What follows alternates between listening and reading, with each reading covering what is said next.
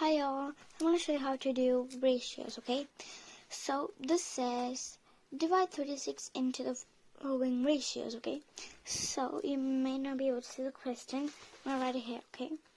So what the question says is pretty simple. It says 5 colon and 7, okay? So how you read it is 5 is to 7. Okay, so the first step is you do 5 plus 7. So what you do is you get the answer 12.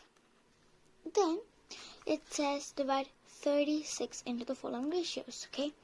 So you do 36 divide by 12 and you get the answer 3, okay?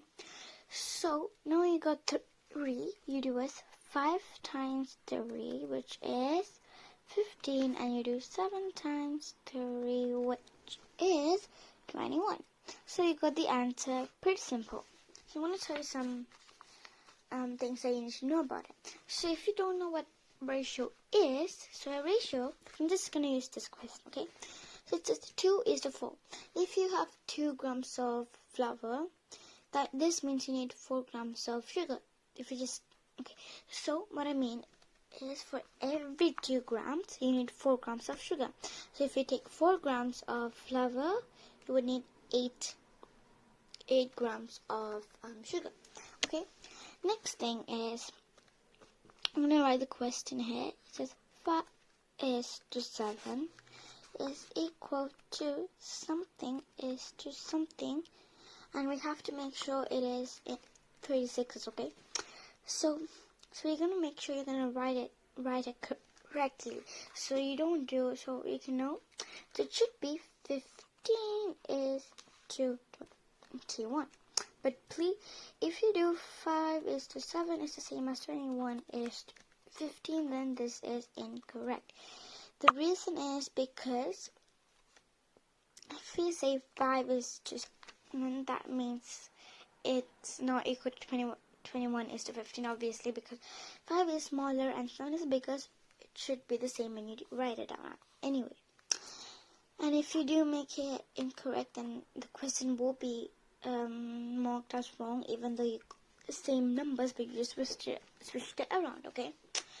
Next thing that I want to tell you is ratio might look kind of tricky, but it's actually very, very simple. So I'm going to do a next question with you guys. So we'll do, for example, we're going to do 48. And one thing you can actually do to make sure you actually get it right is, when you get the first number here, which is 15, you can easily just do 36 subtract 15. You know that's 1. Do 21. Or you can do the same with, and if you want to show you got it correct, you can just do 21 plus 15 is 36. This is a way of checking it. I'm going to show you now what we're going to do.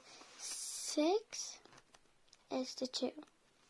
So as you see, it doesn't always have to, the smaller number comes here, okay? It can be like 6 grams, for every 6 grams of flour you need 2 grams of sugar. And if you like cooking, you might actually know about this stuff a bit more, because this is mostly used in cooking and stuff. There is other reasons why we use ratios, but cooking is the most common one, okay? So you do 6 plus. So I wrote the method here to fasten up the video.